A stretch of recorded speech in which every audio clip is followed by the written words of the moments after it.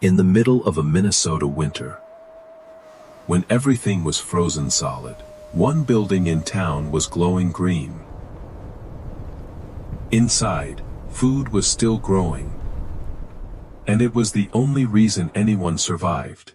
They saw it first at night, a soft light, spilling out across the snow. Not firelight, not lantern light, something steadier, stranger, a glow where nothing should have been alive. The greenhouse stood alone at the edge of Red Hollow, glass walls reflecting the frozen dark. Snow buried everything around it, fences, fields, paths that no longer mattered. But inside that structure, green things were still moving, leaves unfolding, roots pushing deeper, life continuing, as if winter had been left outside.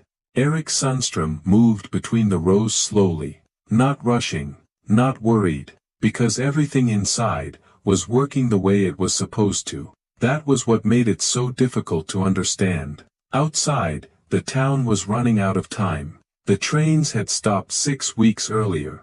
No warning, no schedule, just silence on the tracks. At first, people assumed it would pass. A delay, a disruption, something temporary. But the days kept coming, and nothing arrived. No flour, no sugar, no salt, no medicine, no food. The general store shelves emptied slowly, then all at once. Barrels that had been full, now showed the bottom. Sacks that had been stacked, now hung loose and hollow. The town shifted, not visibly at first, but in the way people spoke. Shorter, quieter, in the way they moved, more careful, more measured.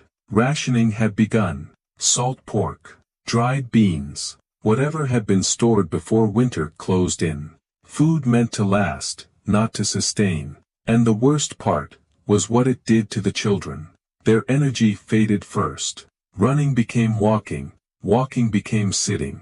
Faces lost color. Laughter disappeared, because bodies know before minds do, when something is missing. And what was missing could not be preserved. Fresh food, green, alive. The kind that doesn't come from barrels or smokehouses. The kind that only comes from soil, and sun, and time. Eric watched it happen. From inside a building, where all of those things still existed. He had lettuce growing in February. Spinach spreading across beds that should have been frozen solid. Carrots pushing into soil that refused to freeze. It made no sense to anyone else. Because winter was supposed to stop everything. It was supposed to lock the ground, kill growth, end the cycle until spring returned. That was what everyone believed, because that was what they saw. But Eric had learned something different, long before he ever came to Minnesota. Something his father had shown him. A place where winters were just as unforgiving. That the cold above ground is not the same as the earth below it. That deep enough down, the temperature does not follow the weather. It holds. Steady. Constant. Unchanged. 55 degrees. Even when the air above falls far below zero. That was the part no one here understood. Because they had never needed to. They built on the surface. Fought the air. Burned more wood. Closed more gaps. Tried to hold heat inside structures that were always losing it. Eric had done something else. He had gone below it. 4 feet into the earth. Below the frost. Below the change. Where the ground still remembered warmth. And then he had built upward from there. Glass above. Earth below. A system. Not just a structure. That was what stood at the edge of town now. A building everyone had laughed at. A waste of glass. A waste of time. A strange foreign idea that did not belong in Minnesota. Until the trains stopped. Until the food ran out. Until winter stopped being something you endured. And became something you might not survive. That was when people began to notice it. Not as a curiosity. As a possibility. Because while the town was shrinking, weakening, slowing, that greenhouse kept growing. And Eric Sundstrom, who had spent 6 years building something no one believed in, was about to become the only man in town who still had food. He had not built it for them. Not for the town. Not for survival. At least, not at first. He built it because he knew something they didn't. And because he had seen it work, long before he came to this place, in southern Sweden, where winters were just as long, just as cold, just as unforgiving. His father had worked on an estate, glass houses, structures that seemed impossible to anyone who hadn't stood inside one. Fruit in January. Greens in March. Life continuing, when everything outside was dead. Eric had grown up inside those spaces. Not as comfort, as training. He learned early that a greenhouse was not just glass. Glass was only the surface. The real system was below. Dig deep enough, his father had told him, and the earth will do half the work for you. At first, he didn't understand. Cold was everywhere. In the air. On the ground. In his hands. But then he felt it. The difference. Just a few feet down, the soil changed. Not warm, but steady. Unaffected by wind. Unaffected by night. 55 degrees. Always. That was the foundation. Not wood, not fire. Earth. Everything else was built on top of that. Glass to trap the sun, angle to catch light. Air managed carefully. Not sealed, not loose. Controlled. A balance between holding heat and letting excess escape. It wasn't simple. It wasn't quick. And it wasn't something you could build, without understanding it. That was what Eric carried with him to America. Not tools.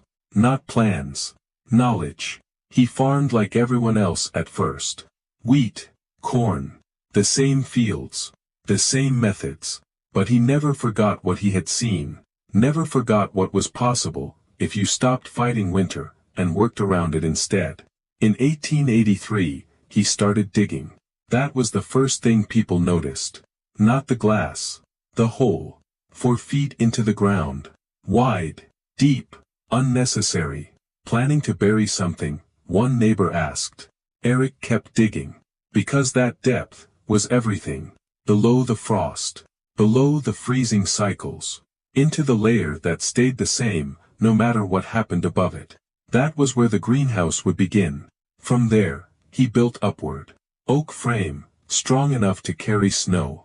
Angled steeply, so it wouldn't stay. Glass panels, hauled from miles away. Fragile. Expensive. Ridiculous, to anyone watching. First storm will shatter all of it, Olaf Bergstrom said. Eric didn't argue. Because they were looking at the wrong part. They saw glass. He saw a system. He dug drainage trenches around the foundation. Gravel channels, to carry water away. Because trapped water becomes ice. And ice breaks everything. One wall along the north side. Thick. Dark. Painted black. To absorb what little sun winter would offer, and give it back slowly through the night. He installed vents at the top. Not as weakness. As control. Too much heat kills just as easily as too little. Everything had a purpose. Nothing was wasted. Nothing was accidental. But from the outside, it looked like madness. A glass building. In a place where glass didn't belong. A structure sunk into the earth, as if trying to hide from the cold. Too complicated. Too expensive. Too unnecessary. What are you going to grow in there? Olaf asked one day. Vegetables, Eric said. In winter. Olaf laughed, because winter was not something you grew through. It was something you survived. That was the difference between them. Eric didn't see winter as an end. He saw it as a condition. Something that could be worked with, if you understood where it began, and where it didn't reach. By 1884, the structure was complete. 40 feet long, 20 feet wide. Sunken into the earth, with glass rising above it. From a distance, it looked exposed. Fragile. From inside, it was something else. Quiet. Controlled. Different. The soil beneath his feet never froze. Even when the air outside dropped far below zero. That was the part no one could see. And the part that would decide everything. He planted that first winter carefully, testing, watching, learning, lettuce, spinach, crops that could survive low light, carrots, beets, slow growers, but steady. Some failed, some thrived. He kept records, adjusted, changed, because the system worked, but only if you understood its limits. By the second winter, he had control. By the third, he had surplus. More than he could eat, more than he could use. He began selling to the general store. Fresh greens, in the middle of winter. Impossible. People came just to see them, to touch them, to convince themselves they were real. The neighbors stopped laughing. Some asked questions. Most didn't try, because the work was too much, the cost too high, the knowledge too specific. So Eric kept growing, expanding, refining, until the greenhouse was no longer strange, just rare. And then, the train stopped. And suddenly, what had once been unnecessary, became the only thing that worked. At first, nothing changed inside the greenhouse. That was the strangest part. Outside, everything was tightening. Food shrinking, energy fading, time running out. But inside, the system continued. Lettuce kept unfolding. Spinach spread across the beds. Carrots pushed deeper into soil. That never froze. As if the crisis had never reached it. That was the difference. The town depended on what arrived. Eric depended on what remained. He watched the greenhouse carefully that winter. Not because it was failing, because it was being tested. The sun was weaker now. Days shorter, light thinner, less energy coming in, which meant everything else had to matter more. He adjusted the vents daily, opened them when the sun climbed high enough to trap heat inside, closed them before the temperature dropped, because trapped heat is useful until it becomes too much. Balance. That was always the rule. He banked the outer walls with straw, 3 feet high in places. Not permanent. Not structural, just enough to hold what the glass could not. At night, he covered sections of the greenhouse with blankets, cutting off light to preserve warmth, losing 1 day of growth to protect the rest. Everything was a trade. Everything had a cost. But the system held. Even on the coldest nights, when the air outside dropped far below zero, the soil beneath the beds remained steady. 55 degrees. Unmoved. And that warmth rose slowly. Not enough to make the space hot, but enough to keep it alive. That was all it needed. The plants did not require comfort, they required survival. And survival is easier to maintain than it is to create. By midwinter, Eric had more food than he could sell. That was when the problem changed, not production. Distribution. The general store had stopped buying weeks earlier. No money coming in, no way to pay. And the shelves were already empty. What people needed was not something they could afford. It was something they could not access. The disconnect grew. Food inside the greenhouse. Hunger outside it. Eric tried to ignore it at first. Told himself it would pass. That the trains would return. That the system outside would restart. But the weeks stretched longer, and the signs became harder to ignore. Children moving slower. Voices quieter. Faces thinner. The kind of changes that happen gradually, until suddenly they don't feel gradual at all. He saw it clearly one Sunday morning. After church, when people gathered outside in the cold. Talking. Waiting. Trying to pretend things were still normal. The Mueller children sat on the steps, not playing, not running. Sitting. Little Anna, who never stopped moving, leaned against her mother. Too tired to stand. Her face pale. Too pale. That was when it stopped being someone else's problem.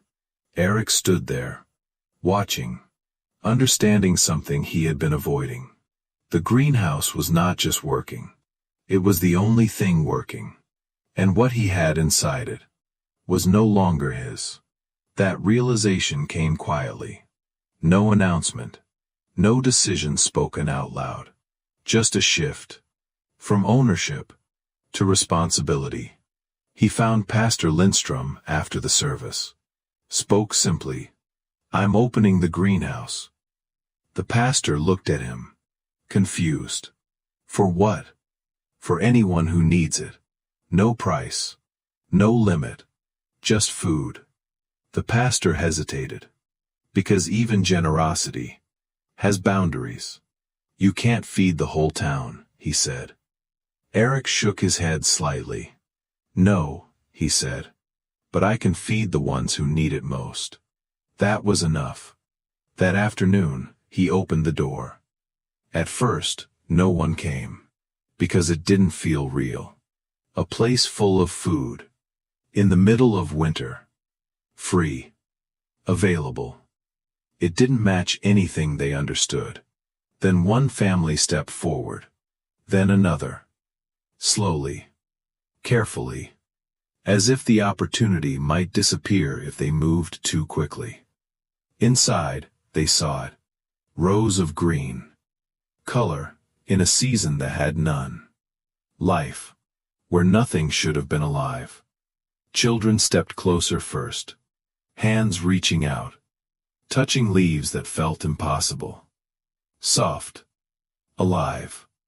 Warm. Eric showed them how to harvest. Not take everything. Not damage the plants. Take what you need. Leave what can grow again. Because this was not a supply. It was a system. And systems only work if they are respected. He set limits. 1 basket per family. Per week. Enough to matter. Not enough to empty the beds. And the greenhouse kept growing. Because it had never depended on the town. It depended on something deeper. The earth. The sun. And the understanding of how to use both. Week after week, the system held. While everything else began to fail. Because winter does not break systems all at once. It tests them. Slowly. Until only one remains. And in Red Hollow, there was only one left. By the 6th week, the town stopped pretending.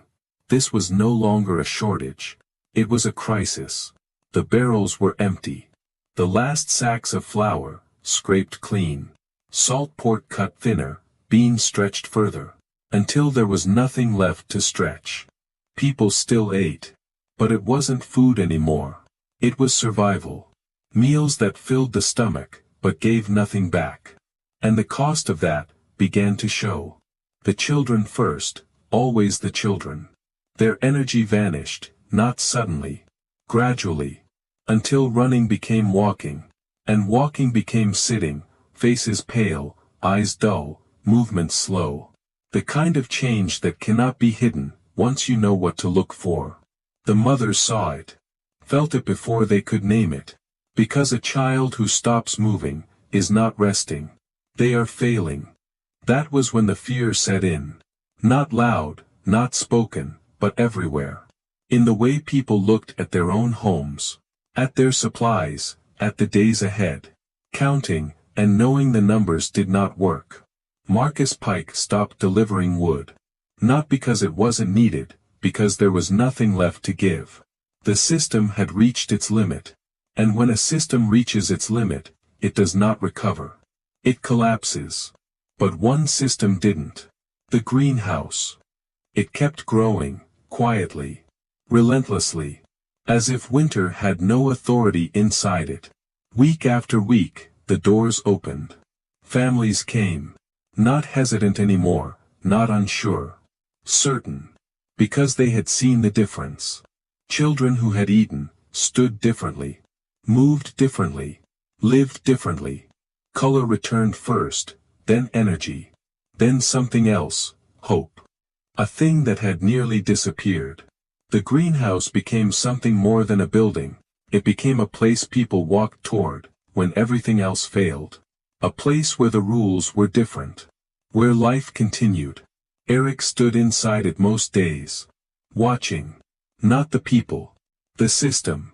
Because if it failed, Everything failed. He adjusted constantly. Opened vents when the sun pushed too much heat, closed them before the temperature dropped. Shifted blankets. Managed moisture. Balanced everything. Because even a perfect system requires attention. And the tension is what keeps it alive. The cold deepened. Nights fell lower, winds sharpened. But inside, the temperature held.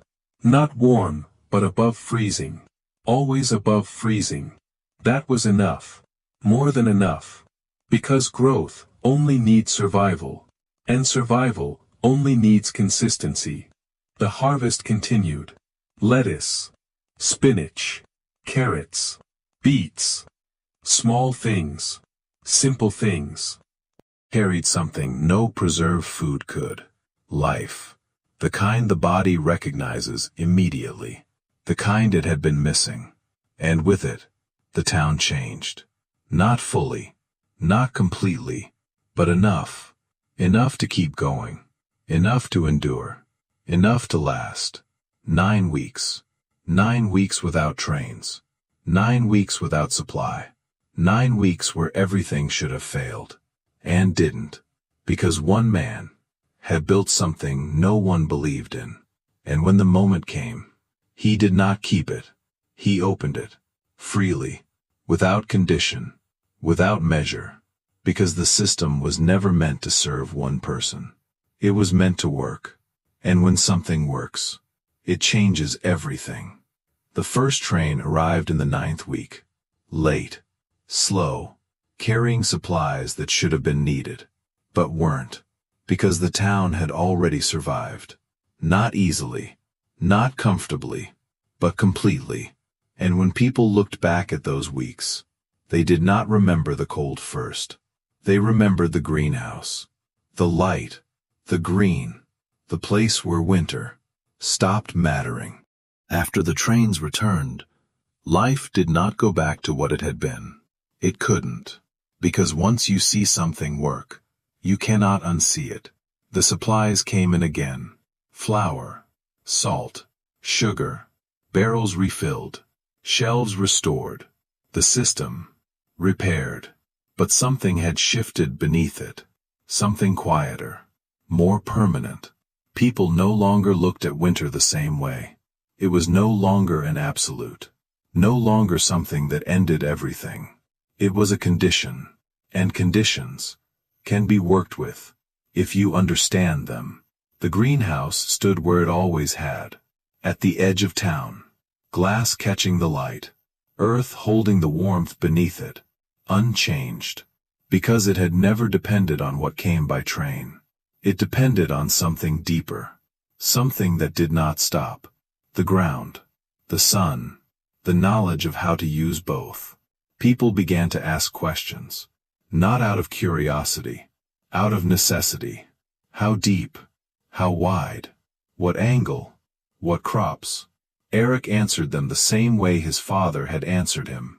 Patiently. Without exaggeration. Because there was no trick. No shortcut. Only principles. Dig deep enough, he told them. And you'll find the warmth that never leaves. Trap the sun. Control the air. Don't fight the cold. Build where it cannot reach. Some tried. A few succeeded. Most failed. Not because the system was wrong. Because it required something harder than labor. Understanding. And understanding takes time. But the idea spread. Slowly. From one structure to another. Adapted. Simplified. Changed to fit what each person had. Straw instead of glass. Smaller frames. Shallower beds. Not perfect. But better. Always better than before. Owen Mercer returned that spring. Not with warnings. With questions. He walked the greenhouse carefully. Measured. Recorded. Wrote everything down. Because what had happened was not luck. It was proof. Proof that winter could be worked with. Not defeated. Not avoided. Understood. Years passed. The town grew. Changed. Connected again to the world beyond it. But the story stayed, passed from one person to another, from parent to child, from memory to practice. The greenhouse itself did not last forever. Nothing built by hand ever does. The glass weakened. The structure aged. Time did what time always does. But the foundation remained. 4 feet into the earth, where the soil still held steady, still warm, still unchanged. Gardeners came years later, planted there, and noticed something. Their crops grew better, stronger, as if the ground remembered something, as if the warmth really left. Because it hadn't. It had always been there, waiting, for someone who understood how to use it. Eric Sundstrom never claimed to invent anything. When people asked him how he had done it, he gave the same answer every time. It isn't new, he said. It's just correct. Because winter had never changed. It had always taken what it could, always moved where it was allowed. The difference was finally understanding where it ended. Some people try to survive winter by bringing more inside, more fire, more fuel, more effort. Others learn something quieter, something deeper, that the answer is not always above ground. Sometimes it's beneath your feet. Eric Sundstrom knew that, and because he did, when everything else stopped, his system didn't.